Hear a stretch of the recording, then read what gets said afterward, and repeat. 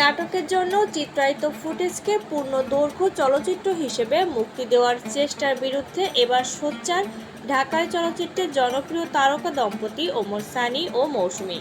নির্মাতা হাসান জাহাঙ্গীর পরিচালিত contract marriage নামক একটি কাজকে কেন্দ্র করে এই বিতর্কের সৃষ্টি হয়েছে।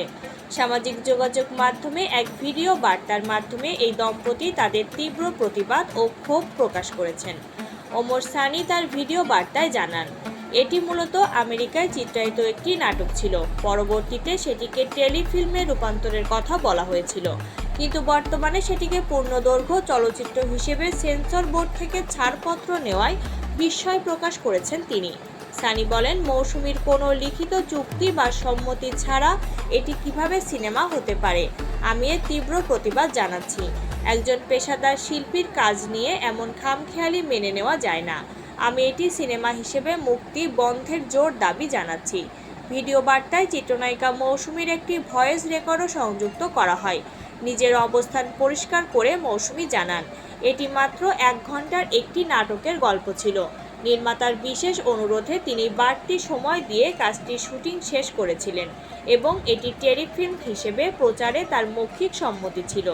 মৌসুমী আরও গুরুতর অভিযোগ তুলে বলেন, সিনেমা হিসেবে মুক্তি দেওয়ার জন্য তার কোনো ডাবিং বা প্রয়োজনীয় কারিগরি কাজ সম্পন্ন করা হয়নি।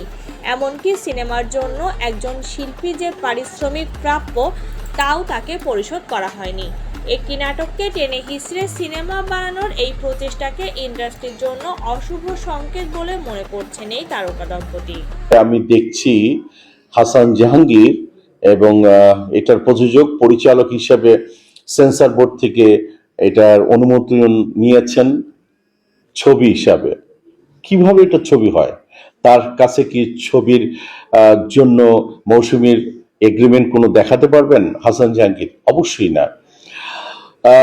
আমার মনে হয় যে আমি যতটুকু এটার প্রতিবাদ করছি, তীব্র প্রতিবাদ করছি এবং এটা বন্ধের আবেদন করছি, এটা কোনো রকমই একটি চলচ্চিত্র হিসাবে রিলিজ হতে পারে না।